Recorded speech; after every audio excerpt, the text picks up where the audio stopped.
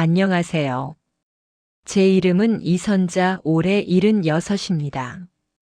저는 지금 경기도 외곽의 오래된 단독주택에 혼자 살고 있습니다.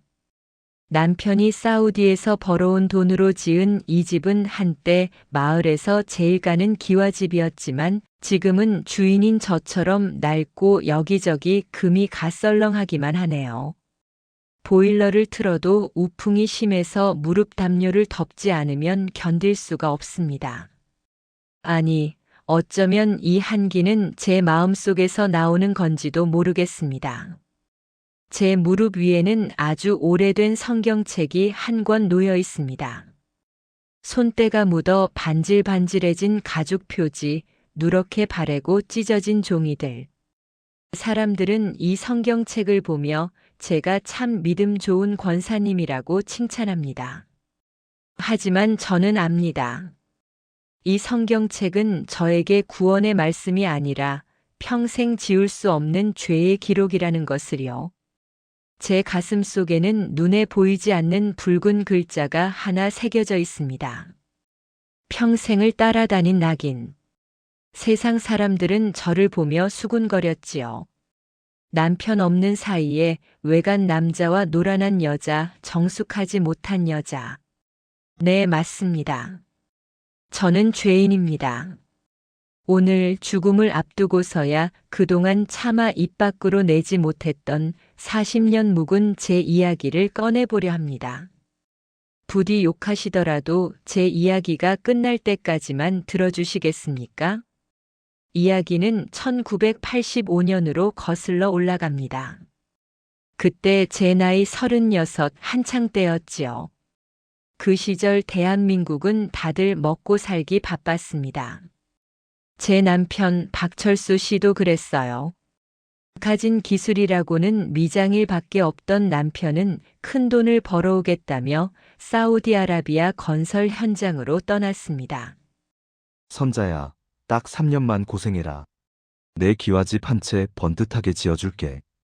그 약속 하나 믿고 저는 남편을 떠나보냈습니다. 남편이 떠난 뒤 저는 읍내에서도 한참 들어간 작은 시골 마을에 홀로 남겨졌습니다. 지금이야 핸드폰으로 얼굴 보며 통화도 한다지만 그때는 국제전화 한 통 하기도 하늘의 별 따기였어요. 한 달에 한 번 남편이 보내주는 편지와 돈 봉투만이 그 사람이 살아있다는 증거였지요. 처음 1년은 바느질 품을 팔며 악착같이 버텼습니다. 그런데 2년이 지나고 3년째가 되자 견딜 수 없는 외로움이 찾아왔습니다. 밤이면 산짐승 울음소리가 들리는 외딴 집에서 저는 매일 밤 베개를 끌어안고 울었습니다. 사람이 참 간사하지요. 가난보다 더 무서운 게 외로움이더라고요. 그 무렵이었습니다. 우리 마을 교회에 서울에서 젊은 목사님이 새로 부임해 오셨습니다. 김준호 목사님. 당시 30 초반의 맑은 눈을 가진 분이셨습니다. 서울 명문대를 나온 엘리트였지만 무슨 뜻이 있으셨는지 굳이 우리 같은 시골 교회를 자원해 오셨다고 했지요. 목사님은 참 다정한 분이셨습니다. 설교를 하실 때면 그 목소리가 어찌나 감미롭고 힘이 있는지 고된 농사일에 지친 마을 사람들의 마음을 단번에 사로잡으셨습니다. 저도 주일마다 맨 앞줄에 앉아 목사님의 말씀을 들으며 위로를 받았습니다. 남편 없는 빈자리를 신앙으로 채우려 발버둥 쳤던 것 같아요. 목사님은 사우디 간 남편을 둔 저를 각별히 챙겨주셨습니다. 집사님 기도 많이 하고 계시죠? 남편분 건강하게 돌아오실 겁니다. 신방을 오셔서 건네는 그 따뜻한 말 한마디가 제 얼어붙은 마음을 녹이는 불씨가 될 줄은. 그때는 정말 몰랐습니다.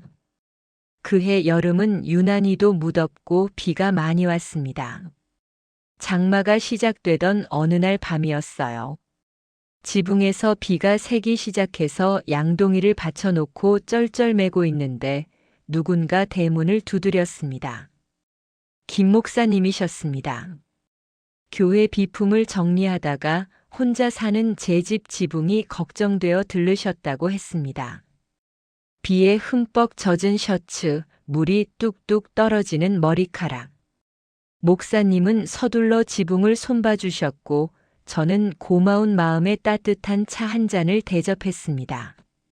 밖에는 천둥 번개가 치고 방 안에는 촛불 하나가 켜져 있었습니다. 따뜻한 차를 마시며 이런저런 이야기를 나누는데 그날따라 목사님의 눈빛이 흔들리고 있었습니다. 알고 보니 목사님도 외로운 분이셨습니다. 하나님의 종으로 살아가야 한다는 무거운 책임감, 그리고 아무에게도 털어놓지 못한 인간적인 고뇌들. 우리는 서로의 외로움을 알아봤던 걸까요? 그분의 손이 덜덜 떨리며 제 손등 위로 포개졌을 때 저는 그 손을 뿌리치지 못했습니다. 아니, 솔직히 말씀드리겠습니다. 제가 먼저 그 손을 잡았습니다. 그 순간만큼은 하나님도 남편도 도덕도 아무것도 생각나지 않았습니다. 오직 눈앞에 있는 이 남자의 온기만이 저를 살게 할 것 같았습니다. 하지만 그 하룻밤의 대가는 혹독했습니다. 얼마 지나지 않아 덜컥 아이가 들어섰습니다. 하늘이 무너지는 것 같았습니다. 입덧이 시작되고 배가 불러오자 마을 사람들의 눈초리가 달라졌습니다. 아니, 이선자 저 옆엔 내 남편이 사우디 간 지가 언젠데 배가 불러? 세상에 얌전한 고양이 부뚜막에 먼저 올라간다더니 수군거림은 곧 비난으로, 비난은 저주로 바뀌었습니다. 저는 입을 꾹 다물었습니다. 아이 아빠가 누구인지 말할 수 없었습니다.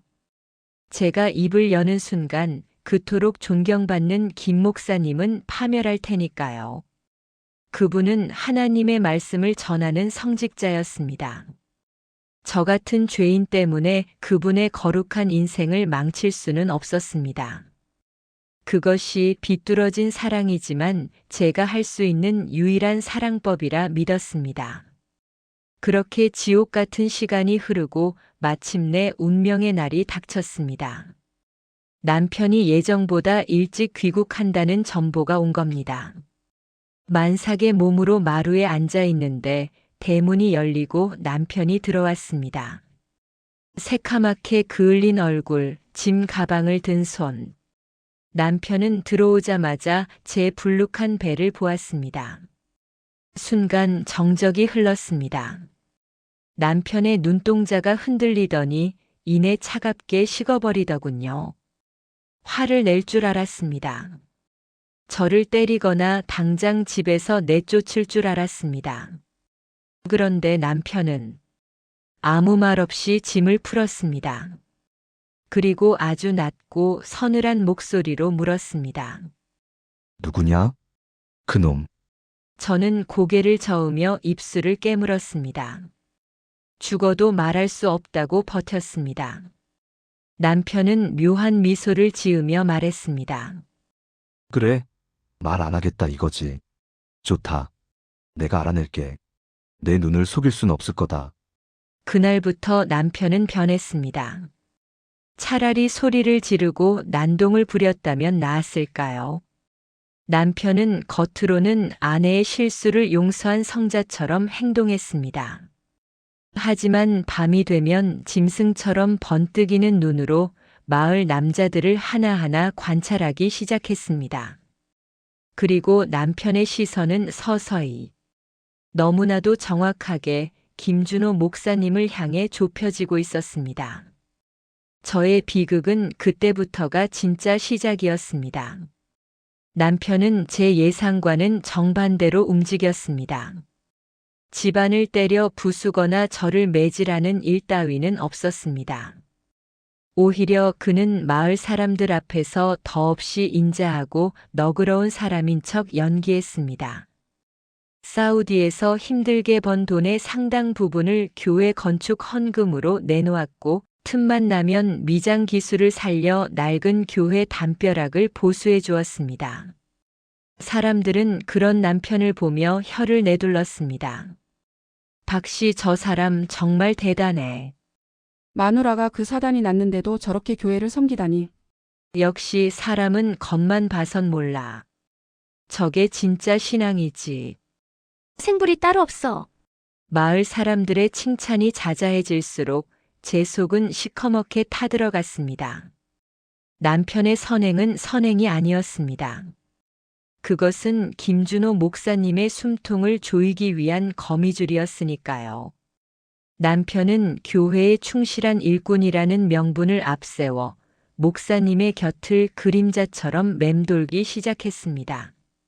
새벽 기도가 끝나면 따뜻한 꿀물을 타서 사택으로 날랐고 목사님이 신방을 갈 때면 자가용도 없던 시절에 기꺼이 짐꾼을 자처했습니다. 저는 그 모습을 멀리서 지켜보며 공포에 떨었습니다. 남편이 언제 목사님의 멱살을 잡을지, 언제 이놈이 내 아내와 노란한 놈이다 라고 소리칠지 몰라 매일이 가시방석이었습니다. 하지만 남편은 서두르지 않았습니다. 마치 쥐를 잡기 전 가지고 노는 고양이처럼 목사님을 천천히, 아주 천천히 말려 죽이기로 작정한 것 같았습니다. 그 무렵 김 목사님의 건강은 눈에 띄게 나빠지고 있었습니다.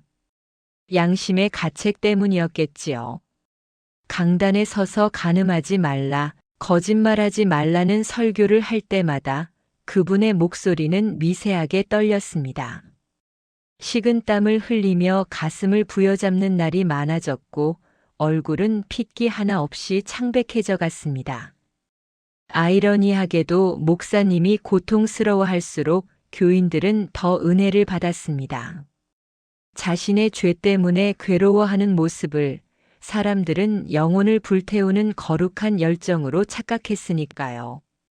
남편은 그런 목사님의 병세를 놓치지 않았습니다.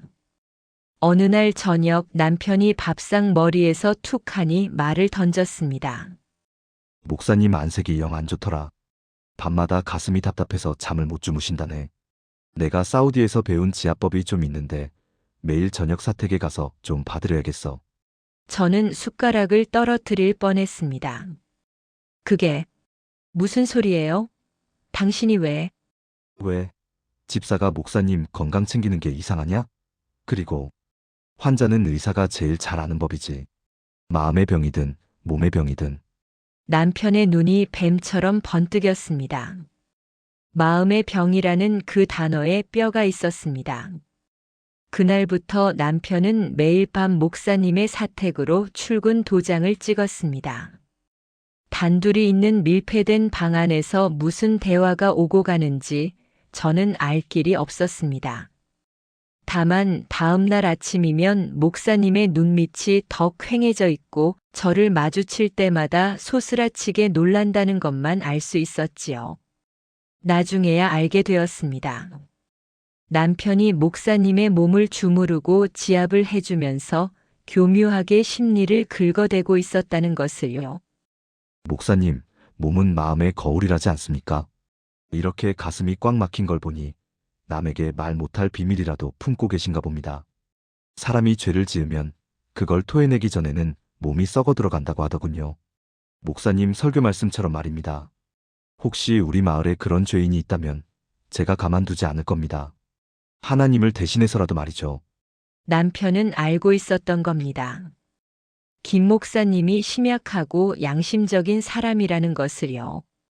직접적으로 내가 범인이지?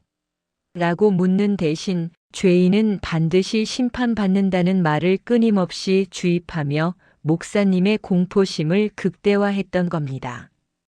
그것은 칼로 찌르는 것보다 더 잔인한 고문이었습니다. 그러던 중 제 뱃속의 아이가 세상 밖으로 나왔습니다. 딸이었습니다. 이름은 민지라고 지었습니다. 아이를 낳던 날 산파가 탯줄을 자르고 아이를 받아내자마자 방 밖에서 기다리던 남편이 들어왔습니다. 남편은 갓 태어난 핏덩이를 물끄러미 내려다보았습니다. 보통의 아비라면 기쁨에 겨워 안아보려 했겠지만 남편은 뒷짐을 진 채 아이의 얼굴을 뚫어져라 관찰했습니다. 눈이 참 막네. 나랑은 전혀 안 닮았어. 누구를 닮아서 이렇게 눈이 맑고 깊을까? 그 말 한마디가 비수가 되어 제 가슴에 꽂혔습니다. 민지는 자라면서 김 목사님을 쏙 빼닮아갔습니다. 하얀 피부, 웃을 때 살짝 처지는 눈꼬리, 그리고 무엇보다 그 차분하고 맑은 분위기까지. 마을 사람들은 눈치가 없어 엄마를 닮아 예쁘다고만 했지만 남편의 눈은 속일 수 없었습니다. 민지가 자라는 하루하루가 남편에게는 증오의 확인이었고 저에게는 살얼음판을 걷는 형벌이었습니다. 어느 주일날 예배 후였습니다. 남편이 갓 걸음마를 떼기 시작한 민지를 안고 목사님께 다가갔습니다. 목사님은 교회 마당에서 교인들과 인사를 나누고 계셨지요. 목사님, 우리 민지 좀 안아주십시오. 주의 종이 축복 기도를 해주시면 이 아이가 더 건강하게 자라지 않겠습니까? 남편은 싫다는 내색도 못하게 민지를 목사님 품에 억지로 떠넘겼습니다. 김 목사님은 엉겁결에 자신의 친딸을 받아 안았습니다. 순간 목사님의 얼굴이 하얗게 질리더군요. 자신의 피를 이어받은 아이. 자신의 죄가 만들어낸 생명. 민지가 방긋 웃으며 목사님의 옷깃을 잡자 목사님의 손이 부들부들 떨리기 시작했습니다. 그 모습을 지켜보던 남편이 곁에서 나직하게, 하지만 목사님 귀에만 들리도록 속삭였습니다. 참 예쁘죠? 이상하게 이 아이만 보면 꼭 잃어버린 가족을 찾은 것 같은 기분이 듭니다. 목사님도 그렇지 않습니까? 목사님은 비틀거리며 아이를 저에게 황급히 돌려주셨습니다. 그리고 도망치듯 사택으로 뛰어들어가셨습니다. 그날 밤 사택에서는 밤새도록 통성 기도 소리가 들려왔습니다. 울부짖는 듯한 짐승의 단말마 같은 기도 소리였습니다. 동네 사람들은 목사님이 나라와 민족을 위해 저렇게 피를 토하며 기도하신다며 감동했지만 저는 알았습니다. 그것은 지옥불에 떨어질 공포에 떤 한 남자의 비명이었다는 것을요. 저는 민지를 업고 마당에 나와 서성였습니다. 저 멀리 사택의 불빛을 바라보며 차라리 내가 모든 걸 밝히고 돌을 맞을까 수백 번도 더 고민했습니다. 저 아이는 목사님 딸입니다. 라고 소리치면 이 지옥 같은 연극도 끝이 날 테니까요. 하지만 그럴 수 없었습니다. 그러기엔 제가 목사님을 너무 사랑했고 또 남편이 너무 무서웠습니다. 제가 입을 여는 순간 남편은 목사님의 영혼뿐만 아니라 육신까지 찢어밟힐 것 같았거든요. 시간이 흐를수록 남편의 집착은 광기로 변해갔습니다. 남편은 이제 아예 사택 열쇠를 복사해서 제 집처럼 드나들었습니다. 목사님이 몸져 누우면 약을 지어다 다리고 옆에서 밤새 간호를 했습니다. 겉보기엔 지극정성인 간호였지만 실상은 감시였습니다. 목사님이 잠결에라도 헛소리로 진실을 토해낼까봐 혹은 죄책감을 못 이겨 도망이라도 갈까봐 남편은 24시간 목사님을 감시하며 말려 죽이고 있었던 겁니다. 한 번은 제가 남편의 바짓가랑이를 잡고 애원했습니다. 여보, 제발 그만해요. 차라리 나를 죽여요. 나를 때리고 내쫓으란 말이에요. 왜 죄 없는 목사님을 괴롭혀요? 다 내 잘못이잖아요. 그러자 남편은 무표정한 얼굴로 저를 내려다보며 말했습니다. 죄 없는 목사님? 당신 아직도 그 작자가 성인군자 같나 보지? 내 눈엔 그놈이 제일 악질이야. 당신은 그래도 낙인이라도 찍혀서 욕이라도 먹지. 저놈은 뭔데? 강단 위에서 거룩한 척. 존경 다 받아먹으면서 속으로는 호박씨 까는 저 위선이 역겹지도 않아? 두고 봐. 내가 저놈 껍데기를 내 손으로 벗겨버릴 테니까. 제 입으로 자기가 얼마나 추악한 놈인지 온 세상에 떠벌리게 만들 거야. 그때까진 절대 안 죽여. 아니, 못 죽지. 남편의 복수는 육체적인 파멸이 아니었습니다. 김준호라는 인간의 영혼을 완전히 파괴하는 것, 그것이 남편의 목표였습니다. 그렇게 우리 세 사람 아니, 민지까지 네 사람은 얽히고 설킨 죄의 사슬에 묶여 깊은 수렁 속으로 빠져들고 있었습니다. 시간은 쏜살같이 흘러 어느덧 7년이라는 세월이 지났습니다. 제 딸 민지는 어느새 7살이 되어 학교 갈 나이가 되었습니다. 애비 없는 자식, 환양년의 딸이라는 손가락질 속에서도 민지는 보란듯이 씩씩하고 총명하게 자라주었습니다. 마치 시궁창에서 피어난 연꽃처럼 말이지요. 하지만 민지가 자랄수록 김준호 목사님은 점점 시들어가는 낙엽처럼 말라 비틀어져 갔습니다.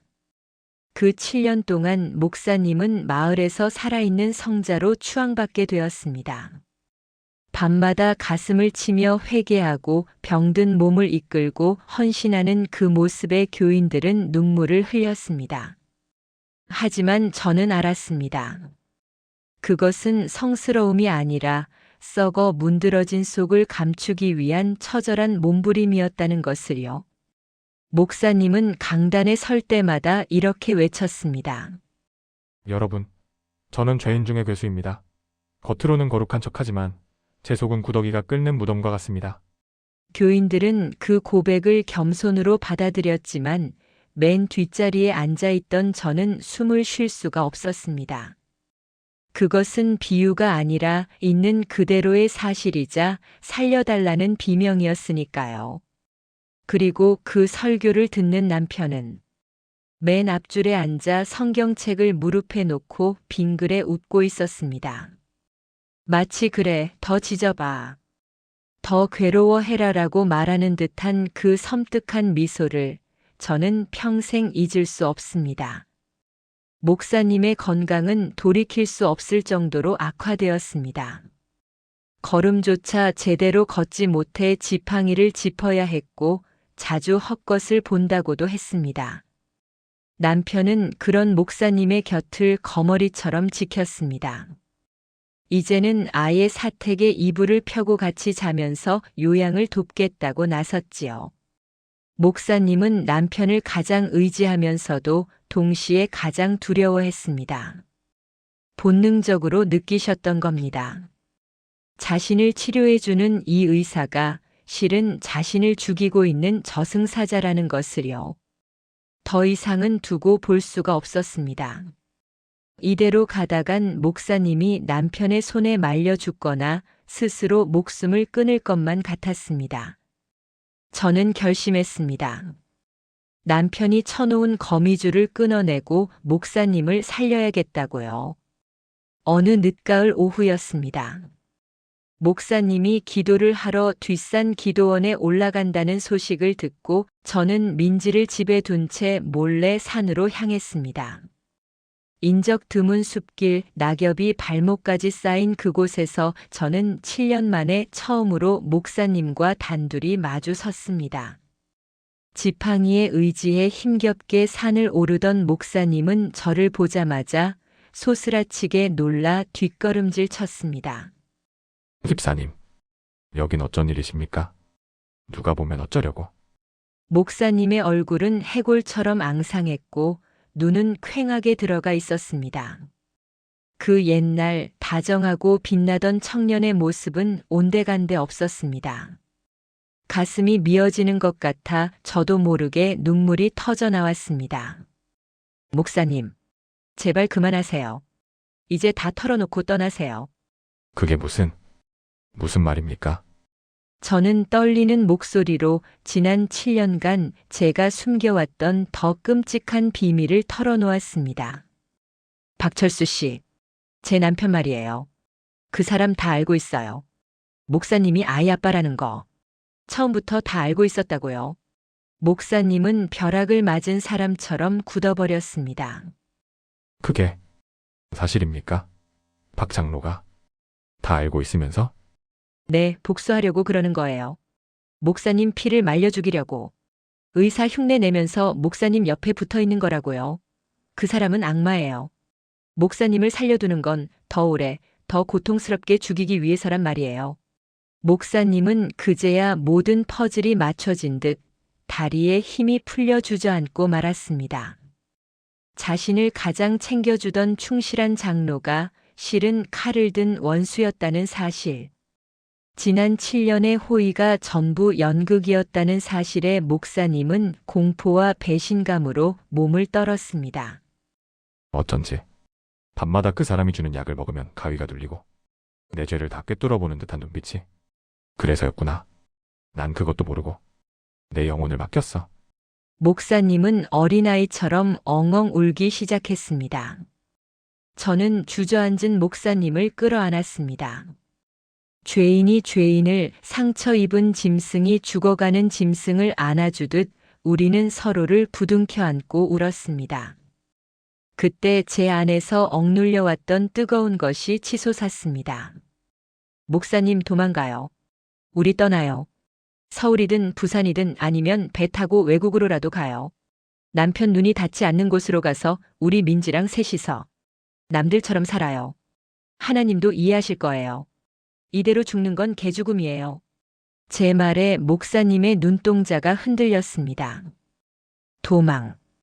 그것은 달콤한 유혹이자 유일한 살 길이었습니다. 목사님은 제 손을 꽉 잡았습니다.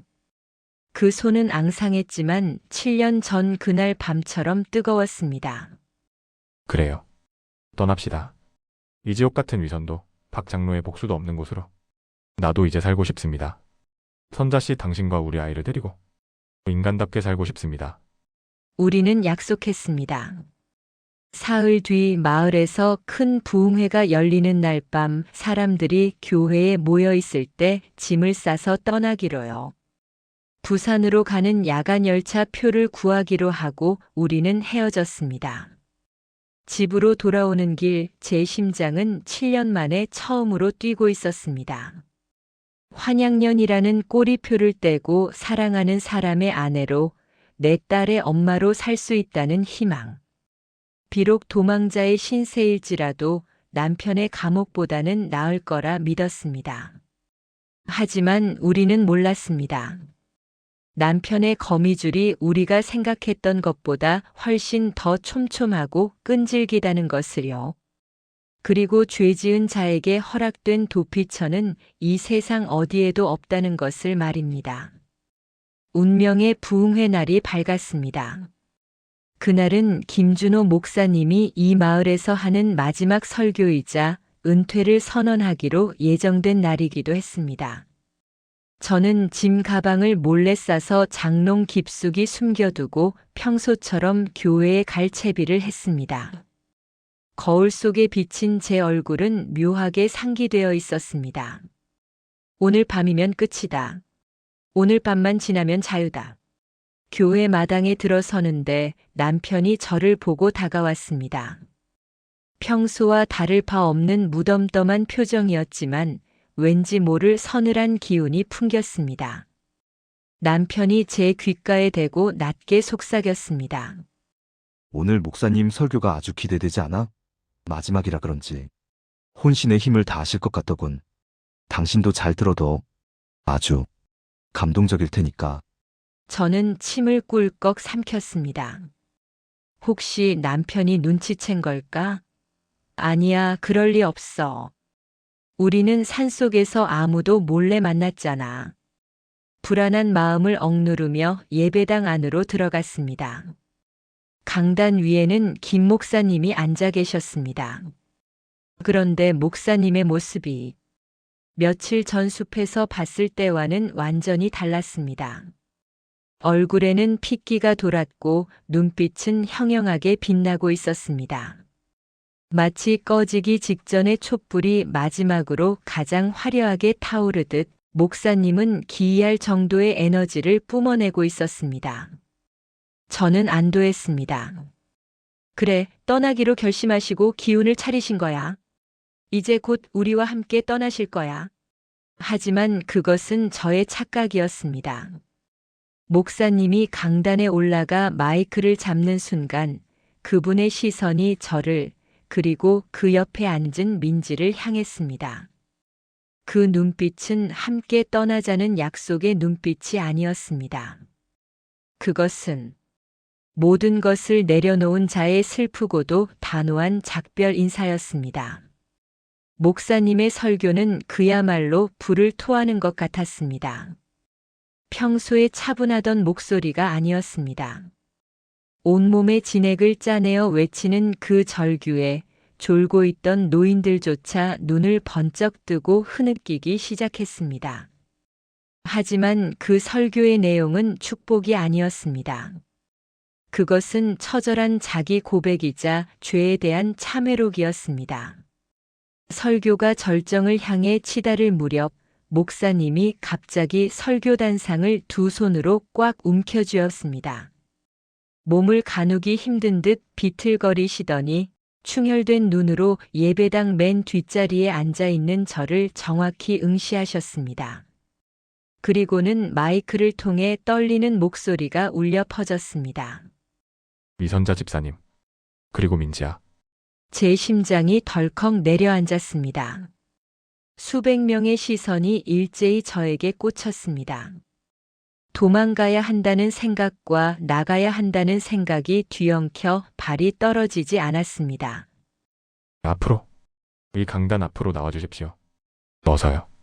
그것은 거부할 수 없는 명령이자 애원이었습니다. 저는 무엇에 홀린 듯 자고 있던 민지의 손을 잡고 자리에서 일어났습니다. 그때였습니다. 맨 앞줄에 앉아있던 남편이 벌떡 일어났습니다. 남편의 얼굴은 사색이 되어 있었습니다. 그토록 침착하고 냉정하던 남편이 처음으로 당황하여 소리를 질렀습니다. 목사님, 지금 뭐 하시는 겁니까? 몸이 많이 편찮으십니다. 내려오세요. 당장. 남편은 본능적으로 알았던 겁니다. 자신이 공들여 쌓아 올린 복수의 판이 목사님의 돌발 행동으로 깨지려 한다는 것을요. 남편이 저를 막아서며 제 팔을 억세게 움켜쥐었습니다. 앉아. 미쳤어? 어딜 나가? 하지만 저는 남편의 손을 뿌리쳤습니다. 그 순간만큼은 남편의 광기보다 강단 위에서 위태롭게 서 있는 목사님의 눈빛이 더 저를 강하게 끌어당겼으니까요. 저는 민지를 안고 떨리는 다리로 복도를 걸어 나갔습니다. 숨막히는 정적 속에서 저벅저벅 제 발소리만 울렸습니다.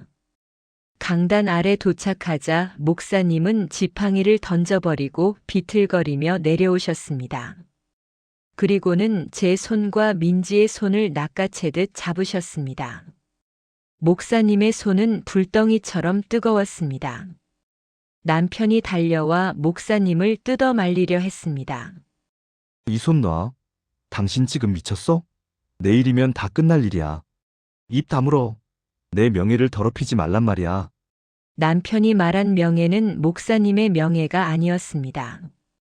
자신이 쥐고 흔들던 장난감을 잃고 싶지 않은 자신의 복수가 망가지는 것을 견딜 수 없는 악마의 아집이었습니다.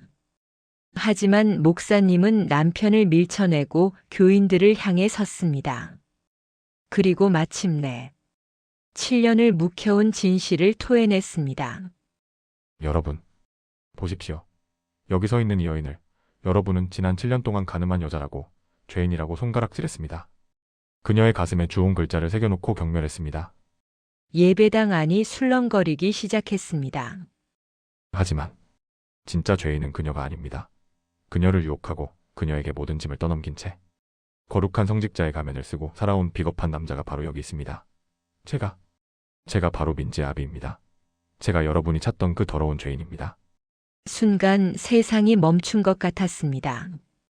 비명소리도 웅성거림도 들리지 않았습니다. 오직 목사님의 거친 숨소리만이 제 귓가를 때렸습니다. 목사님은 와이셔츠 단추를 뜯어내듯 풀며 자신의 가슴을 쳤습니다. 보십시오. 제 가슴에도 그녀와 똑같은 붉은 글자가 새겨져 있습니다. 박 장로가 주는 약을 먹으며 매일 밤 죄책감으로 찢어낸 이 흉터가 보이십니까? 하나님은 저를 버리셨습니다. 그 고백을 끝으로 목사님의 몸이 허물어지듯 바닥으로 쓰러졌습니다. 마치 지탱하고 있던 마지막 끈이 툭 하고 끊어진 것 같았습니다. 목사님, 저는 비명을 지르며 쓰러진 그분을 끌어안았습니다. 민지가 울음을 터뜨리며 아빠의 몸에 매달렸습니다. 목사님의 입가에는 검붉은 피가 흐르고 있었습니다. 하지만 그분의 표정은 지난 7년 동안 단 한 번도 본 적 없는 너무나도 평온한 얼굴이었습니다. 저는 울부짖으며 속삭였습니다. 왜 그랬어요? 우리 떠나기로 했잖아요. 살아서 같이 도망가기로 했잖아요. 목사님은 흐릿해져가는 눈으로 저와 민지를 번갈아 보며 마지막 힘을 짜내어 입술을 달싹였습니다. 선자씨, 이게 나의 도망입니다.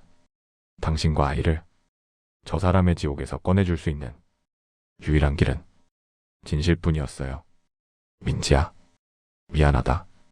용서해다오. 그 말을 끝으로 김준호 목사님의 고개가 힘없이 떨구어졌습니다. 교회는 아수라장이 되었습니다. 사람들의 통곡 소리와 비명 소리가 뒤섞여 지옥도처럼 변해버렸습니다. 하지만 저는 그 소란 속에서 오직 한 사람, 남편 박철수 씨를 보았습니다. 남편은 넋이 나간 사람처럼 멍하니 서 있었습니다. 분노도 슬픔도 아니었습니다. 그것은 완벽한 패배의 표정이었습니다. 자신의 손바닥 위에서 놀아나야 할 먹잇감이 가장 극적인 방법으로 자신의 통제를 벗어나 버린 것에 대한 허탈감, 그리고 이제 더 이상 괴롭힐 대상이 사라져 버렸다는 상실감. 남편은 싸늘하게 식어가는 목사님의 시신을 내려다보며 나직하게 중얼거렸습니다. 이 나쁜 자식. 결국 이렇게 도망을 가? 나만 지옥에 남겨두고 혼자 편해지겠다고? 그날 이후 남편은 급격히 무너져 내렸습니다. 목사님이 돌아가시고 나자 남편의 삶을 지탱하던 유일한 목적이 사라져버린 것입니다. 증오는 남편이 살아가는 에너지였는데 그 연료가 떨어지자 남편은 껍데기만 남은 고목나무처럼 말라갔습니다. 마을 사람들은 뒤늦게 모든 사실을 알고 충격에 빠졌습니다. 존경하던 목사님의 타락, 그리고 성자 같았던 박 장로의 잔인한 복수극. 교회는 문을 닫았고 사람들은 뿔뿔이 흩어졌습니다. 남편은 집 밖으로 나오지 않았습니다. 하루 종일 마루에 앉아 허공을 응시하거나 목사님이 쓰시던 낡은 성경책을 만지작거리며 알 수 없는 헛소리를 중얼거렸습니다. 내가 이겼어. 아니야, 졌어. 내가 죽인 게 아니야. 그놈이 도망간 거야. 그렇게 1년도 채 지나지 않아 남편 역시 시름시름 앓다가 세상을 떠났습니다. 의사는 병명을 알 수 없다고 했지만 저는 알 것 같았습니다. 남편을 죽인 건 독이 든 음식도 바이러스도 아니었습니다. 누군가를 그토록 미워하고 저주했던 그 도끼가 갈 곳을 잃다 결국 남편 자신을 갉아먹어버린 것입니다. 남편이 죽기 전날 밤 저를 불렀습니다. 앙상하게 뼈만 남은 손으로 제 손을 잡더군요. 그리고 유언처럼, 아니 마지막 저주처럼 한마디를 남겼습니다. 내 전 재산. 민지 앞으로 해놨다. 저는 귀를 의심했습니다. 평생을 그토록 미워했던 자신의 핏줄도 아닌 아이에게 전 재산을. 오해하지 마. 사랑해서 주는 거 아니야. 그 아이는 그 녀석 목사의 핏줄이잖아. 그 녀석이 죽어서도 이 땅에 남긴 유일한 흔적. 그러니까 내가 끝까지 붙들고 있을 거야. 돈으로라도 묶어둘 거야. 그게 내 복수의 완성이다. 남편은 죽는 순간까지도 용서하지 못했습니다. 아니, 어쩌면 그것이 그 사람 나름의 비틀린 사랑이었는지도 모르겠습니다. 증오 없이는 사랑하는 법을 몰랐던 불쌍한 남자. 그렇게 두 남자가 제 곁을 떠났습니다. 한 남자는 사랑해서 죄를 지었고 한 남자는 사랑해서 죄를 벌하다가 스스로 괴물이 되었습니다. 그리고 그 전쟁터 한복판에서 저와 민지만 덩그러니 남게 되었습니다. 두 남자가 떠나고 텅 빈 기와집에는 저와 어린 민지 단 둘만 남았습니다. 마을은 한바탕 태풍이 휩쓸고 지나간 것처럼 고요했지만 그 침묵은 저를 향한 더 차가운 경멸이었습니다. 사람들은 김 목사님을 죽음으로 몰고 간 것이 저의 음탕함 때문이라고 욕했고 남편을 화병으로 죽게 만든 것도 저의 도끼 때문이라고 수군거렸습니다. 길을 가다 마주치면 고개를 돌리거나 바닥에 침을 뱉는 일은 예사였지요. 하지만 저는 도망치지 않았습니다. 아니, 도망칠 수 없었습니다. 목사님이 목숨을 바쳐 세상에 드러낸 진실, 그리고 남편이 죽어서까지 올가매려 했던 집착의 결과물인 우리 민지. 이 아이를 두고 제가 어디로 숨겠습니까? 저는 이를 악물고 그 집에서 버텼습니다. 낮에는 남의 집 밭일을 하고 밤에는 삭바느질을 하며 민지를 키웠습니다. 사람들이 환양년이라고 욕하면 네, 제가 죄인입니다 하고 고개를 숙였고 돌을 던지면 그 돌을 주워 담을 쌓았습니다. 참으로 아이러니한 것은 남편이 남긴 그 유산이었습니다. 남편은 복수를 위해 질긴 인연을 끊지 않으려고 민지에게 전 재산을 남겼다고 했지요. 하지만 그 돈은 결과적으로 민지를 이 시골 구석에서 탈출시키는 날개가 되어 주었습니다. 저는 남편이 남긴 돈을 10원 한 장 제 몸을 위해 쓰지 않았습니다. 오직 민지의 교육을 위해서만 썼습니다. 그것이 죄 많은 어미가 딸에게 해줄 수 있는 유일한 속죄이자 두 아비의 업보를 씻는 길이라 믿었습니다. 민지는 저를 닮아 강인했고 목사님을 닮아 총명했습니다. 엄마, 난 절대 엄마처럼 안 살아. 보란 듯이 성공해서 이 지긋지긋한 동네 떠날 거야. 민지는 밤을 새워 공부했고 결국 서울에 있는 명문대에 합격했습니다. 그리고 지금은 유능한 변호사가 되어 가난하고 힘없는 사람들을 돕는 일을 하고 있습니다. 어쩌면 목사님이 못다 이룬 사랑을 민지가 다른 방식으로 세상에 베풀고 있는 건지도 모르겠습니다. 세월이 흘러 저도 어느덧 76의 노인이 되었습니다. 딸은 저를 서울로 모시겠다고 이제 그만 그 끔찍한 기억이 서린 집을 떠나자고 몇 번이나 사정했습니다. 하지만 저는 끝내 고집을 부려 이 낡은 집에 남았습니다. 제가 이 집을 떠나지 못하는 진짜 이유는 기다림 때문입니다. 비가 추적추적 내리는 밤이면 빗소리에 섞여 그 옛날 목사님이 대문을 두드리는 소리가 들리는 것 같습니다. 마루에 앉아 있으면 저를 서늘하게 감시하던 남편의 시선이 느껴지는 것 같습니다. 젊은 날에는 그토록 사무치게 그들이 미웠고 또 그리웠습니다. 하지만 이제 죽을 날이 가까워 오니 미움도 원망도 다 달아 없어지고 그저 짠한 마음만 남네요. 신앙심 깊었던 척했지만 실은 누구보다 고독했던 내 남편 박철수 씨. 당신이 그토록 괴롭혔던 목사님도 당신이 그토록 미워했던 나도. 결국은 당신처럼 사랑받고 싶었던 불쌍한 인간들이었습니다. 당신의 그 지독한 집착도 어쩌면 나를 향한 서툰 사랑의 다른 이름이 아니었을까요? 이제는 부디 그 무거운 증오를 내려놓고 편히 쉬기를 바랍니다. 그리고 나의 영원한 사랑이자 아픔인 김준호 목사님. 당신은 가셨지만 당신이 남긴 붉은 낙인은 평생 제 가슴에서 지워지지 않았습니다. 하지만 그 낙인 덕분에 저는 더 겸손할 수 있었고 더 치열하게 살 수 있었습니다. 당신이 마지막 순간에 보여준 그 용기가 비겁하게 숨어 살던 저를 세상 밖으로 끌어내 주었습니다. 목사님, 당신은 지금 천국에 가 계신가요? 죄인인 우리가 감히 천국을 바랄 수 있을지는 모르겠지만 만약 그곳에서 다시 만난다면 그때는 목사님도 집사님도 아닌 그저 준호 씨와 선자 씨로 만나 손 한번 따뜻하게 잡고 싶습니다. 창밖을 보니 어느새 어둠이 짙게 깔렸습니다. 제 무릎 위에 낡은 성경책을 덮습니다. 이제 저는 더 이상 사람들의 시선이 두렵지 않습니다. 제 가슴에 새겨진 주홍 글자는 간통어덜터리의 어가 아니라 모진 풍파를 견뎌낸 능력 있는 에이벌 여인의 훈장처럼 느껴지니까요. 누구나 가슴 속에 말 못할 비밀 하나쯤은 품고 살지 않습니까?